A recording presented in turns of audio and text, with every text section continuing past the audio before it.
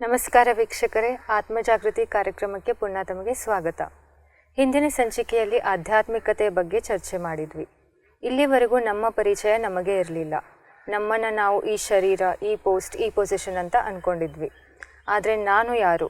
ನಾನು ಈ ಶರೀರದಿಂದ ಭಿನ್ನ, ಈ ಶರೀರನ ನಡೆಸುವ ಒಂದು ಚೈತನ್ಯ ಶಕ್ತಿ, ಆತ್ಮನಾಗಿದ್ದೇನೆ ಅಂತ ತಿಳಿದುಕೊಂಡ್ವಿ. ಇದರ ಬಗ್ಗೆ ಇನ್ನಷ್ಟು ಸ್ಪಷ್ಟ ಮಾಹಿತಿ ಕೊಡಲು ನಮ್ಮ ಜೊತೆಗೆ ಬ್ರಹ್ಮಕುಮಾರಿ ಶೋಭಾಕ್ ಅವರಿದ್ದಾರೆ. ನಮಸ್ಕಾರ ಶೋಭಾಕ್ ಅವರಿಗೆ. ನಮಸ್ಕಾರ. ಈ ಕಾರ್ಯಕ್ರಮಕ್ಕೆ ಪುನಃ ತಮಗೆ ಸ್ವಾಗತ. ಧನ್ಯವಾದಗಳು. ಶೋಭಾಕ್ ಅವರೇ, ಹಿಂದಿನ ಸಂಚಿಕೆಯಲ್ಲಿ ನೀವು ಆತ್ಮದ ಬಗ್ಗೆ ತುಂಬ ಚೆನ್ನಾಗಿ ಹೇಳಿಕೊಟ್ರಿ. ಇಷ್ಟುವರೆಗೂ ನನ್ನನ್ನು ನಾನು ಈ ಶರೀರನಂತ ಅಂದ್ಕೊಳ್ತಾ ಇದ್ದೆ. ಆದರೆ ನನಗೆ ಈಗ ಅರ್ಥ ಆಗ್ತಾ ಇದೆ, ಇದು ನನ್ನ ಶರೀರ ಅಂತ. ಇದು ನಾನಲ್ಲ, ಇದು ನನ್ನ ಶರೀರ. ನಾನು ಒಂದು ಶಕ್ತಿ, ಈ ಶರೀರನ ನಡೆಸುವ ಒಂದು ಶಕ್ತಿ ಅಂತ ನನಗೆ ಈಗ ಅರ್ಥ ಆಗ್ತಾ ಇದೆ. ಇನ್ನೊಂದು ಮಾತು ಹೇಳಿದ್ರಿ ನೀವು, ಆತ್ಮದ 7 ಗುಣಗಳ ಬಗ್ಗೆ ಹೇಳಿದ್ರಿ. ಆ 7 ಗುಣಗಳು ಜ್ಞಾನ, ಪವಿತ್ರತೆ, ಶಾಂತಿ, ಪ್ರೇಮ, ಸುಖ, ಆನಂದ, ಶಕ್ತಿ ಅಂತ ಹೇಳಿದ್ರಿ. ಪ್ರತಿಯೊಬ್ಬರಲ್ಲೂ ಈ 7 ಗುಣಗಳಿದ್ದಾವೆ ಅಂತ ಹೇಳಿದ್ರಿ. ಆದರೆ ಈ 7 ಗುಣಗಳು ನಾವು ಹೇಗೆ ಅನುಭವ ಮಾಡಬಹುದು? ಯಾವ ಮಾಧ್ಯಮದಿಂದ ಅನುಭವ ಮಾಡೋದು? ಆತ್ಮ ಅವಿನಾಶಿಯಾಗಿದೆ ಹಾಗೂ ಈ ಶರೀರ ವಿನಾಶಿ. ಸೊ ಆತ್ಮದ ಈ ಒಂದು 7 ಗುಣಗಳು ಏನಿದೆ ಅದನ್ನು ನಾವು ಆತ್ಮದ 3 ಶಕ್ತಿಗಳ ಮೂಲಕ ನಾವು ಇದನ್ನು ಅನುಭವ ಮಾಡಲು ಸಾಧ್ಯ. ಆತ್ಮ ಜೊತೆಗೆ ಈ 3 ಶಕ್ತಿಗಳು ಯಾವಾಗ ಆತ್ಮ ದೇಹದಲ್ಲಿ ಪ್ರವೇಶ ಆಗುತ್ತೆ ಆವಾಗಲೂ ಇದು ಜೊತೆನೇ ಬರುತ್ತೆ. ಮತ್ತು ಯಾವಾಗ ಆತ್ಮ ಈ ದೇಹ ಬಿಟ್ಟು ಹೋಗುತ್ತೆ ಆಗ ಆತ್ಮದ ಜೊತೆಗೇ ಈ 3 ಶಕ್ತಿಗಳು ಹೋಗುತ್ತೆ. ಈ ಒಂದು 3 ಶಕ್ತಿಗಳ ಮೂಲಕ ಆತ್ಮ 7 ಗುಣಗಳ ಅನುಭವ ಮಾಡುತ್ತೆ. ಅದು ಯಾವುದಂದ್ರೆ ಮನಸ್ಸು, ಬುದ್ಧಿ ಮತ್ತೆ ಸಂಸ್ಕಾರ. ಶೋಭಾಕ್ ಅವರೇ, ನೀವು ಮನಸ್ಸಂತ ಹೇಳಿದ್ರಿ. ಈಗ ನಾವು ಅಂತೀವಿ, ನಮಗೇನೋ ಬಯಸಿದ್ದು ನಮಗೆ ಸಿಕ್ಕಿದ್ರೆ ನಾವಂತೀವಿ ನಮ್ಮ ಮನಸ್ಸಿಗೆ ನೆಮ್ಮದಿ ಸಿಕ್ಕಿತು ಅಂತ ಹೇಳ್ತೀವಿ. ಅಥವಾ ನಾವು ನಮಗೆ ಬಯಸಿದ್ದು ನಮಗೆ ಸಿಗದೇ ಇದ್ದರೆ ನಮ್ಮ ಮನಸ್ಸಿಗೆ ನೋವಾಗುತ್ತೆ ಅಂತ ಹೇಳ್ತೀವಿ. ಈ ಮನಸ್ಸಂದರೆ ಏನು? ಮನಸ್ಸು ನೀವಂದ್ರಿ ಒಂದು ಆತ್ಮದೇ ಒಂದು ಶಕ್ತಿ ಅಂತ ಅಂದ್ರಿ. ಎಕ್ಸಾಕ್ಟ್ಲಿ ಮನಸ್ಸಂದರೆ ಏನು? ಮನಸ್ಸು ಇವತ್ತು ಜಗತ್ತಿನಲ್ಲಿ ಮನಸ್ಸಿನ ಬಗ್ಗೆ ಕೆಲವೊಂದು ಮಾತುಗಳನ್ನು ಹೇಳ್ತಾರೆ. ಯಾವ ರೀತಿಯಾಗಿ ಕೆಲವರು ಹೇಳ್ತಾರೆ, ಮನಸ್ಸು ಚಂಚಲವಾಗಿದೆ, ಒಂದು ಲಗಾಮಿಲ್ಲದೆ ಕುದುರೆ ಥರ ಆಗಿದೆ, ಎಲ್ಲಿ ಬೇಕಲ್ಲಿ ಹೋಗುತ್ತೆ, ಕೈಯಲ್ಲಿ ಸಿಗೋದಿಲ್ಲ, ಮನಸ್ಸು ಏಕಾಗ್ರ ಆಗೋದಿಲ್ಲ ಅಂತ ಈ ರೀತಿಯಾಗಿ ಅನೇಕ ಮಾತುಗಳು ಇವತ್ತು ಜನಗಳು ಮನಸ್ಸಿನ ಬಗ್ಗೆ ಹೇಳ್ತಾರೆ. ನಮ್ಮ ಮನಸ್ಸು ಹತ್ತೋದಿಲ್ಲ, ಏನೋ ಮಾಡ್ಬೇಕಾದ್ರೆ ನಂಗೆ ಮನಸ್ಸಿಲ್ಲ, ಈ ರೀತಿಯಾಗಿ ಹೇಳ್ತಾರೆ. ಸೊ ಅಂದಮೇಲೆ ಇವಾಗ ಮನಸ್ಸು ಏನಾಗಿದೆ, ಇವತ್ತು ಮನಸ್ಸಿನ ಬಗ್ಗೆ ಜನಗಳು ಇವತ್ತು ಏನೋ ತಿಳ್ಕೊಂಡಿಲ್ಲ, ಸರಿಯಾಗಿ ಅದ್ರ ಬಗ್ಗೆ ಅರ್ಥ ಗೊತ್ತಿಲ್ಲ ಮನಸ್ಸಂದ್ರೆ ಏನು ಅಂತ. ಒಂದ್ ಚಿಕ್ಕ ಕಥೆ ಆಗಿದೆ. ಒಬ್ಬ ಸಮ್ರಾಟ, ಅವನ ಮನಸ್ಸಿನಲ್ಲಿ ಬಹಳ ಅಶಾಂತಿ ಇತ್ತು, ಬಹಳ ಅಶಾಂತ ಆಗ್ತಾ ಇದ್ದ ಅವನು. ಸೊ ಶಾಂತಿಗಾಗಿ ಅವನು ಎಷ್ಟು ಪ್ರಯತ್ನ ಮಾಡ್ತಾ ಇದ್ದ, ಆದ್ರೂ ಅವನ್ಗೆ ಆ ಶಾಂತಿ ಸಿಗ್ತಾ ಇರ್ಲಿಲ್ಲ. ಮನಸ್ಸಿನ ಶಾಂತಿ ಅಂತ ಏನ್ ಹೇಳ್ತಾರಲ್ಲ, ಅದು ಅವನ್ಗೆ ಸಿಗ್ತಾ ಇರ್ಲಿಲ್ಲ. ಸೊ ಅದಕ್ಕಾಗಿ ಆ ಸಮ್ರಾಟ ಆ ಒಂದು ತಮ್ಮ ರಾಜ್ಯದ ಹತ್ತಿರದಲ್ಲಿ ಇರುವಂತ ಕಾಡಿಗೆ ಹೋದ. ಅಲ್ಲಿ ಒಬ್ಬ ಗುರುಗಳು ಇದ್ರು, ಸ್ವಾಮಿಗಳು ಇದ್ರು. ಸೊ ಅಲ್ಲಿ ಅವ್ರಿಗೆ ಹೋಗಿ ಕೇಳಿದ್ರು, ಮಹಾರಾಜ್ರೆ, ನನಗೆ ಮನಸ್ಸಿಗೆ ಶಾಂತಿ ಇಲ್ಲ, ನನ್ನ ಮನಸ್ಸು ಬಹಳ ಅಶಾಂತವಾಗಿರುತ್ತೆ ಅಂತ. ಆಗ ಗುರುಗಳು ಏನಂತ ಹೇಳಿದ್ರು ಅಂದ್ರೆ, ಆಯ್ತು, ನೀನು ನಾಳೆ 4 ಗಂಟೆಗೆ ಬೆಳಗ್ಗೆ ಬಂದ್ರೆ ನಿಂಗೆ ಮನಸ್ಸಿಗೆ ಶಾಂತಿ ಸಿಗುತ್ತೆ ಅಂತ ಈ ರೀತಿಯಾಗಿ ಹೇಳಿದ್ರು ಅವರು.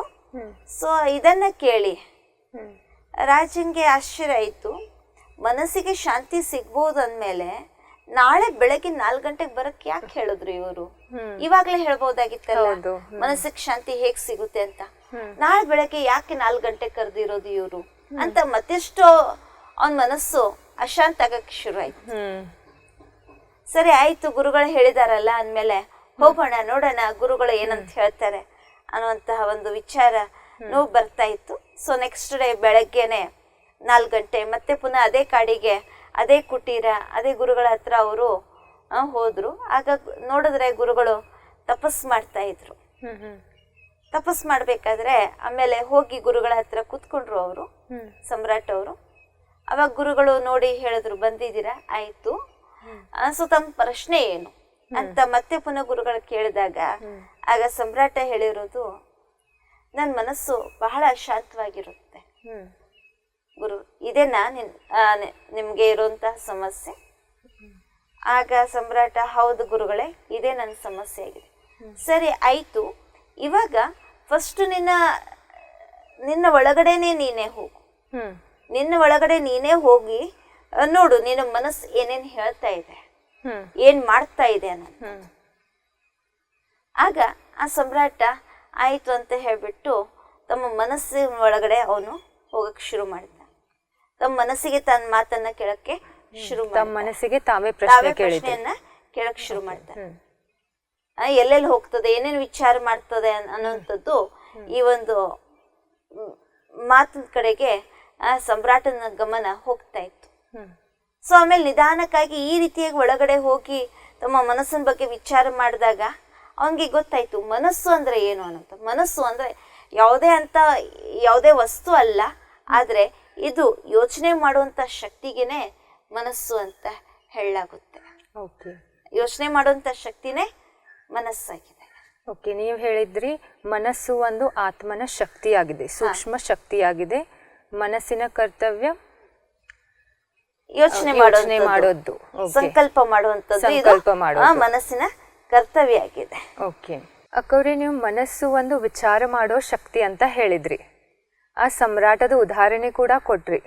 ಆ ಸಮ್ರಾಟ ಯಾವಾಗ ತನ್ನ ಮನಸ್ಸು ಒಳಗಡೆ ಹೋಗ್ತಾನೆ, ತನ್ನ ವಿಚಾರದ ಕಡೆ ಗಮನ ಕೊಡ್ತಾನೆ, ಅವಂಗೇನೋ ಶಾಂತಿ ಸಿಗುತ್ತೆ, ಅವಂಗೇನೋ ಮನಸ್ಸು ಶಾಂತ ಅನಿಸುತ್ತೆ. ಆದರೆ ಈ ಜಗತ್ತಿನಲ್ಲಿ ಅನೇಕರ ಕಂಪ್ಲೇಂಟ್ ಇದೆ ನಮಗೆ ಶಾಂತಿ ಇಲ್ಲ, ನಮ್ಮ ಮನಸ್ಸಿಗೆ ಶಾಂತಿ ಇಲ್ಲ ಅಂತ. ಇನ್ನು ನಮ್ಮ ಮನಸ್ಸಿಗೆ ಶಾಂತಿ ಸಿಗಲು ಸಾಧ್ಯವಿದೆನಾ? ಇದ್ರ ಬಗ್ಗೆ ತಮ್ಮ ವಿಚಾರವೇನಿದೆ? ಆತ್ಮ ಯಾವಾಗ ಈ ದೇಹದಲ್ಲಿ ಇರುತ್ತೆ, ಆಗ ದೇಹದ ಮೂಲಕ ಅನೇಕ ಕರ್ಮ ಮಾಡ್ಬೇಕಾಗುತ್ತೆ. ತಾವು ಊಟನೂ ಮಾಡ್ತೀರಾ, ತಾವು ನಿದ್ರೆನೂ ಮಾಡ್ತೀರಾ, ತಾವು ನಡೀತೀರಾ, ತಾವು ಯಾವುದೇ ಒಂದು ಕಾರ್ಯವನ್ನು ಮಾಡ್ತೀರಾ. ಆ ಕಾರ್ಯನ ಮಾಡ್ಬೇಕಾದ್ರೆ ಮನಸ್ಸೇನ್ ಮಾಡುತ್ತೆ, ಅದ್ರ ಬಗ್ಗೆ, ಆ ಕಾರ್ಯದ ಬಗ್ಗೆ ವಿಚಾರ ಮಾಡುತ್ತೆ, ಯೋಚನೆಯನ್ನ ಮಾಡುತ್ತೆ. ಹೇಗ್ ಮಾಡ್ಬೇಕು, ಏನು, ಹೇಗೆ, ಯಾವಾಗ ಮಾಡ್ಬೇಕು ಅನ್ನೋಂಥ ಅನೇಕ ವಿಚಾರಗಳು ಮನಸ್ಸಿನಲ್ಲಿ ಬರುತ್ತೆ. ಹೌದು. ಸೊ ಅಂದ್ಮೇಲೆ ಆತ್ಮ ದೇಹದಲ್ಲಿ ಇದ್ದಾಗ ಆತ್ಮಕ್ಕೆ ಮನಸ್ಸಿಗೆ ಶಾಂತಿ ಸಿಗಲು ಸಾಧ್ಯ ಇಲ್ಲ. ಯಾಕಂದ್ರೆ ವಿಚಾರ ಮಾಡ್ಲೇಬೇಕು. ಮನಸ್ಸಿನ ಕಾರ್ಯನೇ ಏನು? ವಿಚಾರ ಮಾಡುವಂಥದ್ದು. ಹೌದು ತಾನೆ? ಹೌದು. ಅಂದ್ಮೇಲೆ ಮನಸ್ಸಿನ ಶಾಂತಿ ಅಂದ್ರೆ ಏನು, ಫಸ್ಟ್ ಅದನ್ನ ತಿಳ್ಕೊಳ್ಳೋಣ. ಮನಸ್ಸಿನ ಶಾಂತಿ ಅಂದ್ರೆ ಮನಸ್ಸು ಏಕ್ದಮ್ ಶಾಂತವಾಗಿ ಇರೋದು. ಅಂದ್ರೆ ಏಕ್ದಮ್ ಯಾವುದೇ ಸಂಕಲ್ಪ, ಯಾವುದೇ ಗೊಂದಲ ಮನಸ್ಸಿನಲ್ಲಿ ಆಗ್ಬಾರ್ದು. ಅದಕ್ಕೆ ಹೇಳಲಾಗುತ್ತೆ ಶಾಂತಿ. ಯಾವುದೇ ಸಂಕಲ್ಪ ಉತ್ಪನ್ನ ಆಗ್ಬಾರ್ದು, ಮತ್ತೆ ಯಾವುದೇ ಗೊಂದಲ ಆಗ್ಬಾರ್ದು, ಅದಕ್ಕೆ ಶಾಂತಿ ಅಂತ ಹೇಳ್ತಾರೆ. ಆದ್ರೆ ಯಾವಾಗ ಆತ್ಮ ದೇಹದಲ್ಲಿ ಇದೆ ಅಂದಮೇಲೆ ಆ ಮನಸ್ಸಿನ ಮೂಲಕ ಸಂಕಲ್ಪ ಮಾಡೇ ಮಾಡುತ್ತೆ. ಸೊ ದೇಹದಲ್ಲಿ ಇದ್ದಾಗ ಆತ್ಮಕ್ಕೆ ಶಾಂತಿ ಸಿಗಲು ಸಾಧ್ಯ ಇಲ್ಲ. ಆದ್ರೆ ದೇಹದಲ್ಲಿ ಇದ್ಕೊಂಡು ಆತ್ಮ ಶಾಂತಿಯ ಅನುಭವವನ್ನು ಮಾಡಲು ಸಾಧ್ಯ.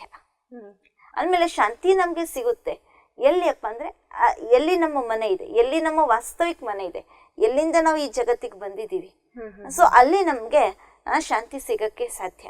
ಆದ್ರೆ ಆತ್ಮ ದೇಹದ ಜೊತೆಯಲ್ಲಿ ಇದ್ದಾಗ ಆತ್ಮಕ್ಕೆ ಶಾಂತಿ ಸಿಗಲು ಸಾಧ್ಯ ಇಲ್ಲ. ಆದ್ರೆ ಈಗ ನಾವ್ ಇರೋದಂತೂ ದೇಹದಲ್ಲೇ ಇರೋದು. ಈ ಆತ್ಮ ಈ ದೇಹದಲ್ಲೇ ಇದ್ದುಕೊಂಡು ಶಾಂತಿ ಅನುಭೂತಿ ಹೇಗೆ ಮಾಡಬಹುದು? ಶಾಂತಿ ಅನುಭೂತಿಯನ್ನ ಮಾಡ್ಬೇಕಾದ್ರೆ ಫಸ್ಟ್ ನಾವು ಮನಸ್ಸಿನ ಬಗ್ಗೆ ಯೋಚನೆಯನ್ನ ಮಾಡ್ಬೇಕು. ಮನಸ್ಸಿನಲ್ಲಿ ಎಷ್ಟೊಂದು ಅನೇಕ ಪ್ರಕಾರದ ವಿಚಾರಗಳು ನಡೀತಾ ಇರುತ್ತೆ. ಅಂದಾಜ 25 to 30 ಸಂಕಲ್ಪಗಳು, ವಿಚಾರಗಳು 1 ನಿಮಿಷದಲ್ಲಿ ಆಗುತ್ತೆ. 1 ನಿಮಿಷದಲ್ಲಿ 25-30 ವಿಚಾರಗಳು ಮನಸ್ಸಿನಲ್ಲಿ ಉತ್ಪನ್ನ ಆಗುತ್ತೆ. ಇದು ಪ್ರತಿಯೊಬ್ಬರ ಮನುಷ್ಯರಲ್ಲೂ ಸೇಮ್ ಇರುತ್ತಾ, ಬೇರೆ ಬೇರೆ ಇರುತ್ತಾ? ಸೇಮ್ ಇರುತ್ತೆ. 25 to 30 ವಿಚಾರಗಳು ಮನುಷ್ಯರಲ್ಲಿ ಬರುತ್ತೆ.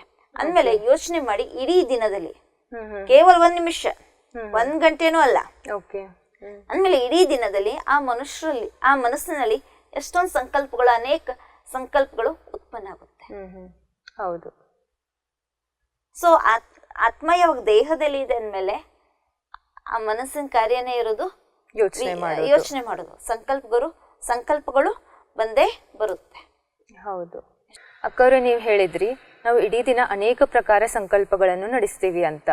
ಈ ಅನೇಕ ಪ್ರಕಾರ ಎಷ್ಟು ಪ್ರಕಾರದ ಸಂಕಲ್ಪಗಳಿದ್ದಾವೆ, ಸ್ಪಷ್ಟವಾಗಿ ಹೇಳ್ಬೋದಾ? ಮನಸ್ಸಿನಲ್ಲಿ 4 ಪ್ರಕಾರದ ಸಂಕಲ್ಪಗಳು ನಡೆಯುತ್ತೆ. 4 ಪ್ರಕಾರ.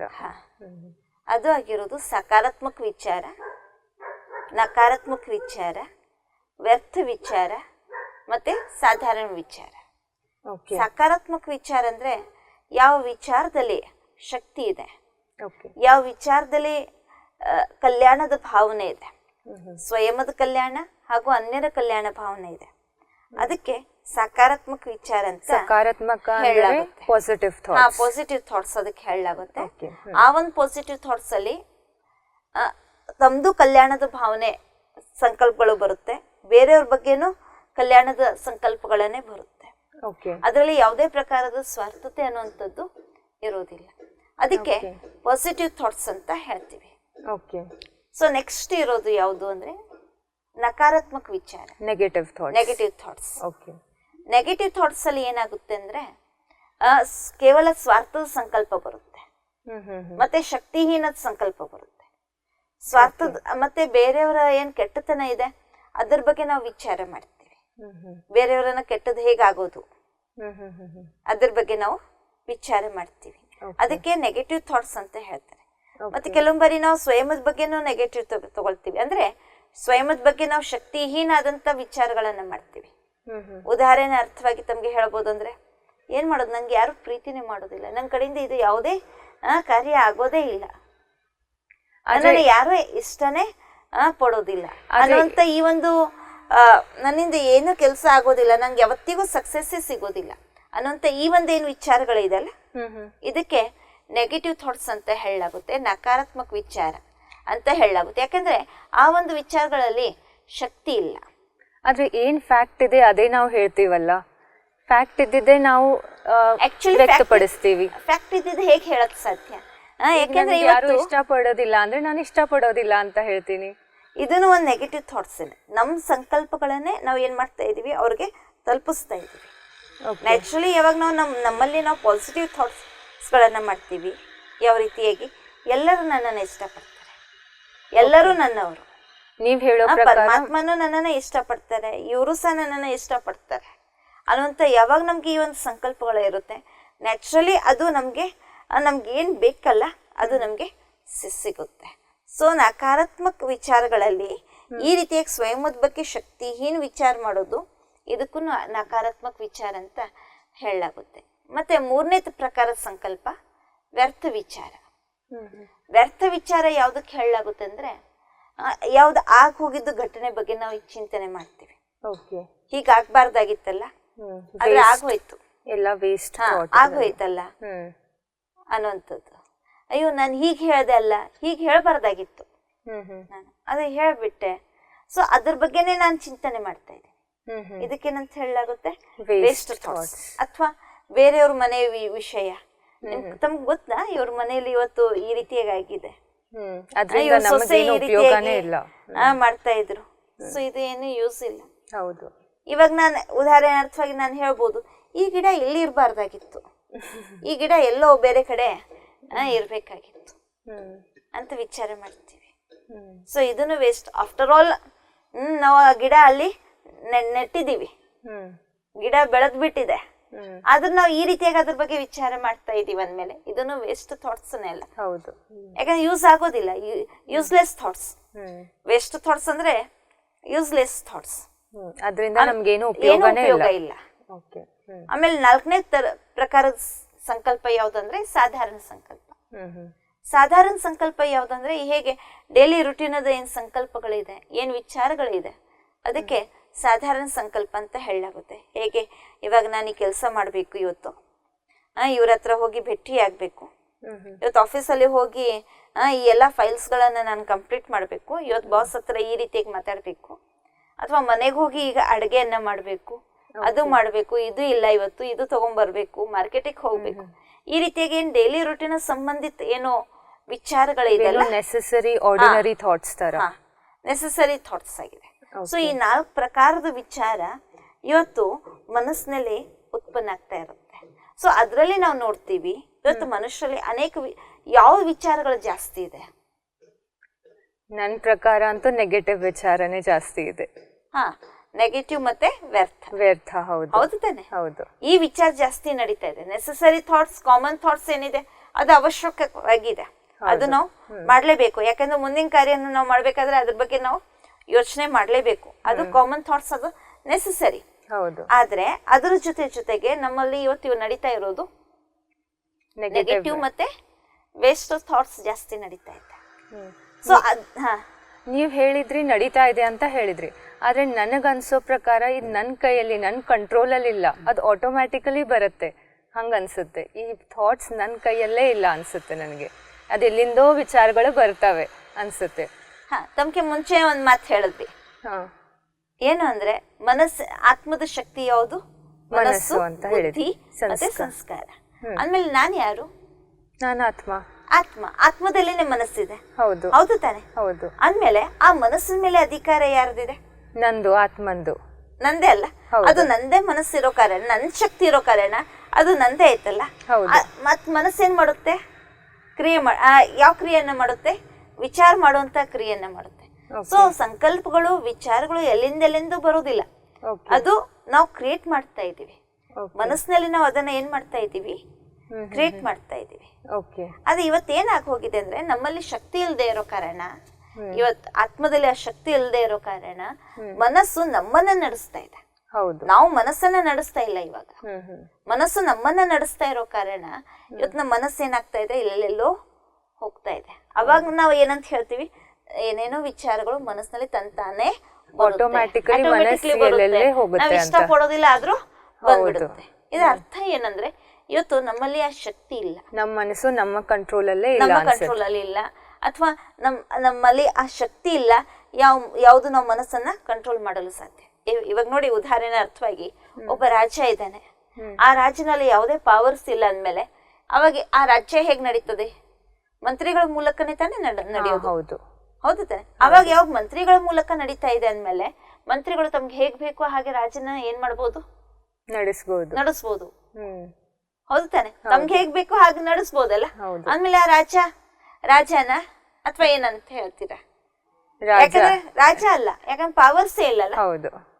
ಆ ರಾಜನು ಸಹ ಆ ಮಂತ್ರಿ ಕೈಯಲ್ಲಿ ಬಂದ್ಬಿಟ್ಟಿದ್ದಾನೆ, ವರ್ಷ ಆಗಿದ್ದಾನೆ.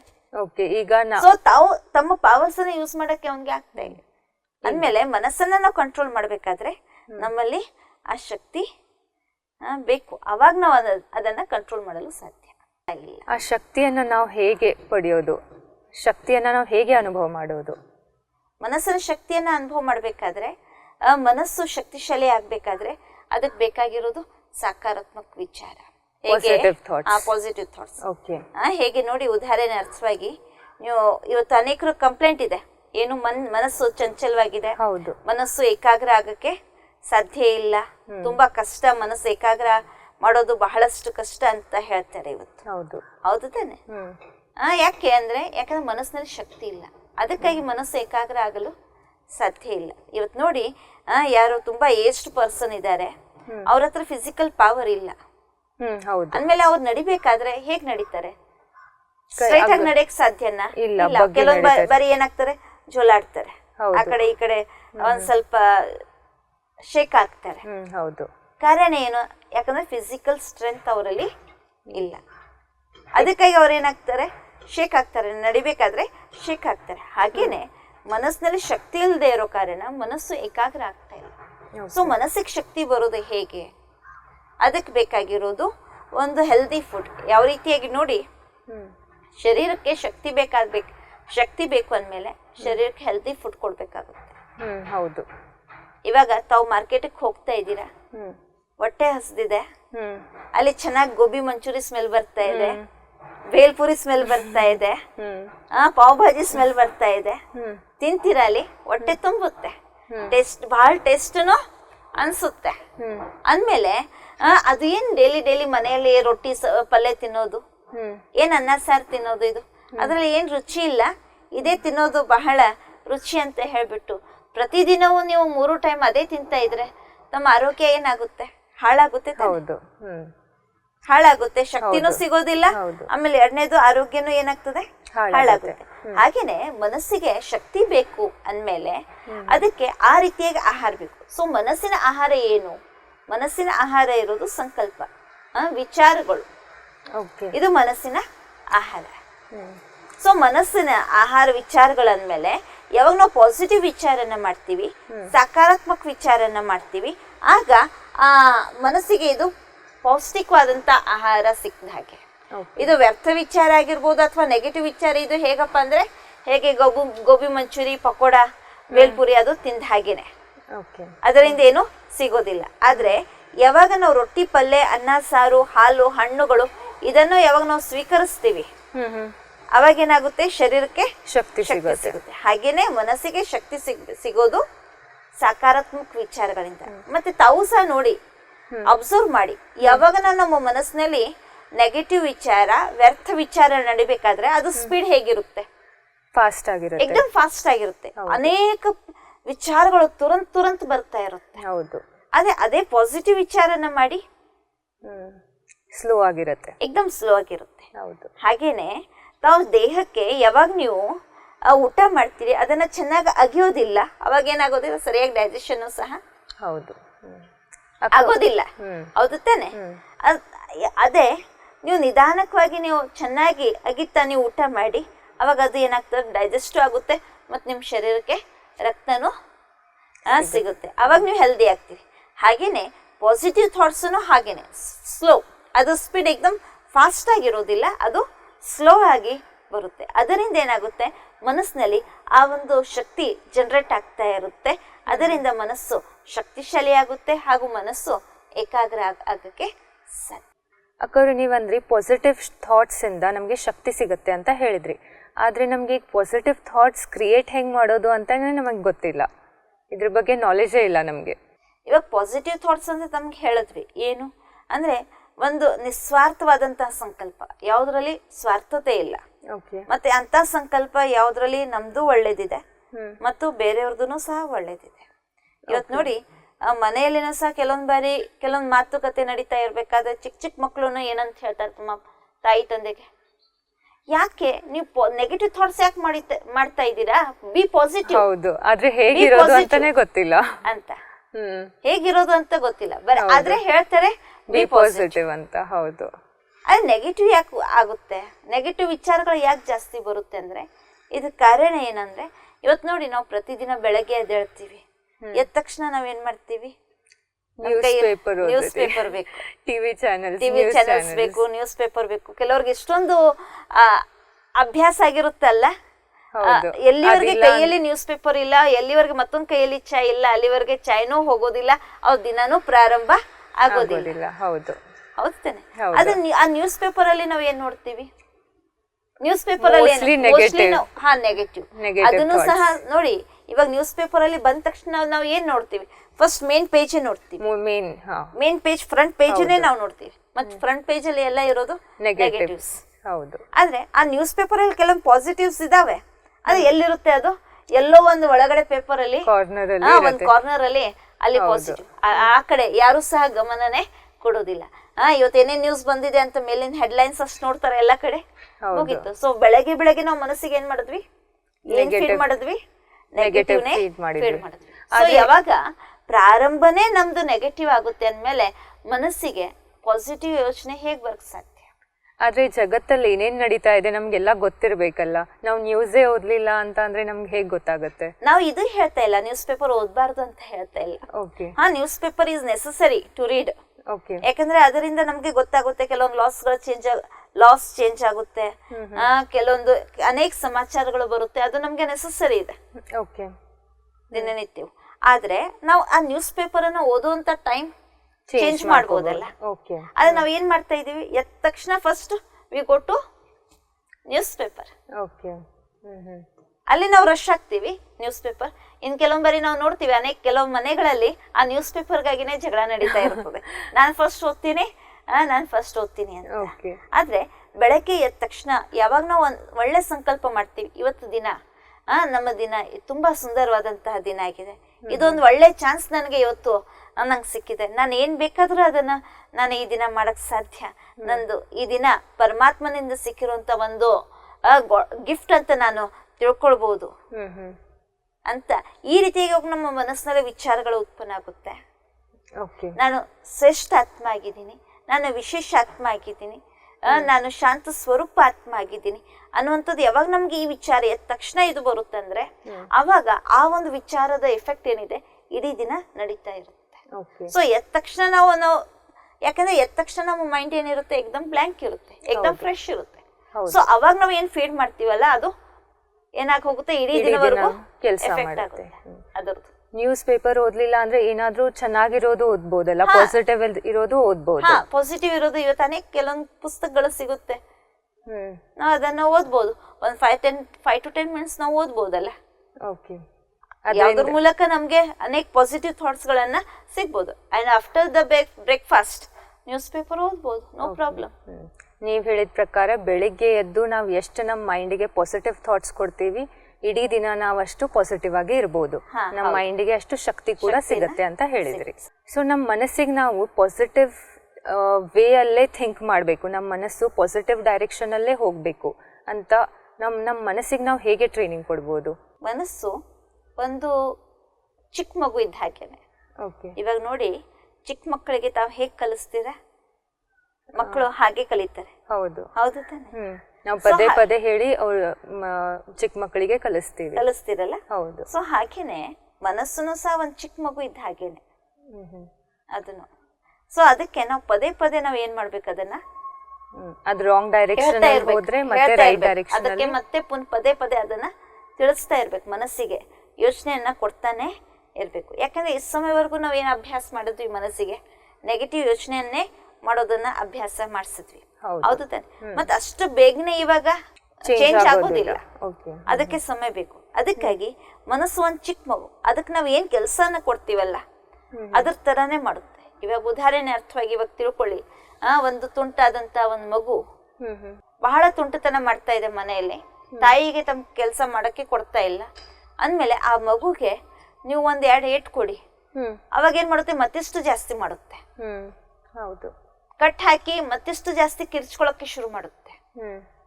ಆದ್ರೆ ಒಂದು ಹುಷಾರಾದಂತ ತಾಯಿ ಏನ್ ಮಾಡ್ತಾಳೆ, ಆ ಮಗುಗೆ ಒಂದ್ ಚಿಕ್ಕ ಪುಟ್ಟ ಕೆಲಸ ಕೊಟ್ಟು ಕೂಡಿಸ್ತಾಳೆ, ಏನಾದ್ರು ಒಂದು ಅದು ತಕ್ಕಂತೆ. ಅಥವಾ ಏನಾದ್ರು ಒಂದು ಆಟದ ಸಾಮಾನ, ಇವತ್ತು ನಾವು ನೋಡ್ತಾ ಇದೀವಿ, ಇವತ್ತು ಅನೇಕ ಆಟದ ಸಾಮಾನು ಮಕ್ಳಿಗೆ ಬಂದಿದೆ, ಜೋಡಿಸುವಂತದ್ದು ಬಂದಿದೆ, ಬಹಳ ಕ್ರಿಯೇಟಿವ್ ಆದಂತ ಗೇಮ್ಸ್ ಕೆಲವೊಂದು ಬಂದಿದೆ. ಸೊ ಆ ತರದ್ ಕೊಟ್ಟು ಕೂಡ್ಸಿದ್ರೆ ಏನಾಗಿ ಹೋಗುತ್ತೆ, ಮಕ್ಕಳು ಅದನ್ನ ಮಾಡ್ತಾ ಇರ್ತಾರೆ. ಮತ್ತೆ ತಾಯಿ ಹೇಳಿದ್ರೆ, ನೋಡು ಈ ರೀತಿಯಾಗಿ ನೀನ್ ಮಾಡು, ನೀನ್ ಇದು ಮಾಡಿದ್ರೆ ನಿಂಗೆ ಚಾಕ್ಲೇಟ್ ಸಿಗುತ್ತೆ, ನಿಂಗೆ ಐಸ್ ಕ್ರೀಮ್ ಸಿಗುತ್ತೆ ಅಂತ ಹೇಳಿದ ತಕ್ಷಣ ಆ ಮಗು ಏನ್ ಮಾಡುತ್ತೆ, ಶಾಂತವಾಗಿ ಕೂತ್ಕೊಂಡು ಆಟ ಆಡ್ಕೊಂಡು ಅದನ್ನ ಮಾಡ್ತಾ ಆ ಕಾರ್ಯನ ಪೂರ್ಣ ಮಾಡುತ್ತೆ. ಸೊ ಅಲ್ಲಿವರೆಗೆ ಅಲ್ಲಿ ತಾಯಿನೂ ಸಹ ಏನ್ ಮಾಡ್ಬೋದು, ನಮ್ಮ ಕೆಲ್ಸನ್ನ ಮಾಡ್ಬೋದು. ಹೌದು ತಾನೆ? ಹಾಗೇನೆ ಮನಸ್ಸುನು ಸಹ ಒಂದು ಚಿಕ್ಕ ಮಗು ಇದ್ದ ಹಾಗೆ, ಅದಕ್ಕೆ ನಾವು ಹೇಗೆ ನಾವು ಅದನ್ನ ಕಲಿಸ್ತೀವಲ್ಲ ಹಾಗೆ ಆ ಮನಸ್ಸುನು ಸಹ ಮಾಡುತ್ತೆ. ಸೊ ನಾವು ಮನಸ್ಸಿಗೆ ಇವಾಗ ಆಸ್ ಅ ಬೇಬಿ ನಾವು ಮನಸ್ಸಿಗೆ ಪದೇ ಪದೇ ದೋಷಾರೋಪಣೆ ಮಾಡೋದು ಸರಿ ಇಲ್ಲ. ನಿನ್ ಮನಸ್ಸು ಬಹಳ ಚಂಚಲ ಇದೆಯಾ, ಲಗಾಮ್ ಇಲ್ದೆ ನೀನು ಕುದುರೆ ಇದೆಯಾ ಮನಸ್ಸು ಅಂತ ನಾವು ಬರೀ ಬ್ಲೇಮ್ ಮಾಡ್ತಾ ಹೋದ್ರೆ ಮನಸ್ಸು ಮತ್ತೆ ಹಾಗೆ ಆಗೋದಲ್ಲ. ಹೌದು, ನಮ್ಗೆ ಪವರ್ ಸಿಗೋದಿಲ್ಲ, ನಮ್ಗೆ ಸ್ಟ್ರೆಂತ್ ಸಿಗೋದಿಲ್ಲ. ಸೊ ಆ ಮನಸ್ಸಿಗೆ ನಾವು ಏನ್ ಮಾಡ್ಬೇಕು, ಸ್ಟ್ರೆಂತ್ ಅನ್ನ ಕೊಡ್ಬೇಕಂದ್ಮೇಲೆ ನನ್ನ ಮನಸ್ಸು ಬಹಳ ಸುಂದರವಾದಂತ ಮನಸ್ಸಾಗಿದೆ, ಅನೇಕ ಸುಂದರವಾದಂತ ವಿಚಾರಗಳು ನನ್ನ ಮನಸ್ಸಿನಲ್ಲಿ ಉತ್ಪನ್ನ ಆಗ್ತಾ ಇರುತ್ತೆ. ಓಕೆ, ನೀವು ಹೇಳಿದ ಪ್ರಕಾರ ನನ್ನ ಮನಸ್ಸು ರಾಂಗ್ ಡೈರೆಕ್ಷನ್ ಅಲ್ಲಿ ಹೋಗ್ತಿದ್ರೆ ಪದೇ ಪದೇ ಅದನ್ನ ತಿಳಿಸಿ ಮತ್ತೆ ರೈಟ್ ಡೈರೆಕ್ಷನ್ ಅಲ್ಲಿ ತಗೊಂಡು ಹೋಗೋದು ಅಂತ ಹೇಳಿ. ಆಮೇಲೆ ಒಂದ್ಸಲ ಅದು ಪ್ರಾಕ್ಟೀಸ್ ಆದ್ಮೇಲೆ ಆದ ನಂತರ ಆಟೋಮ್ಯಾಟಿಕಲಿ ರೈಟ್ ಡೈರೆಕ್ಷನ್ ಅಲ್ಲೇ ಹೋಗುತ್ತೆ. ಓಕೆ, ಅಕೋರಿ ಇನ್ನೂ 2 ವಿಚಾರ ಬಗ್ಗೆ ತಿಳಿಸಿಕೊಟ್ರಿ, ವೇಸ್ಟ್ ಥಾಟ್ಸು ಮತ್ತೆ ಸಾಧಾರಣ ವಿಚಾರ ಬಗ್ಗೆ ತಿಳಿಸಿಕೊಟ್ರಿ. ಈ ವೇಸ್ಟ್ ಥಾಟ್ ಇಂದ ನಮ್ಗೆ ಏನು ಹಾನಿ ಆಗ್ಬೋದು? ವೇಸ್ಟ್ ಥಾಟ್ ಅಂದರೆ ಸುಮ್ಮನೆ ಹಾಗೆ ಈಗ ನಮ್ಮ ಮನಸ್ಸು ಯಾರಿಗೆ ಗೊತ್ತಾಗುತ್ತೆ, ನಾನು ವಿಚಾರ ಮಾಡಿದ್ದು ಯಾರಿಗೆ ಗೊತ್ತಾಗುತ್ತೆ ಅಂತ ನಾನು ಏನೇನೋ ವಿಚಾರ ಮಾಡ್ತಾ ಇರ್ತೀನಿ.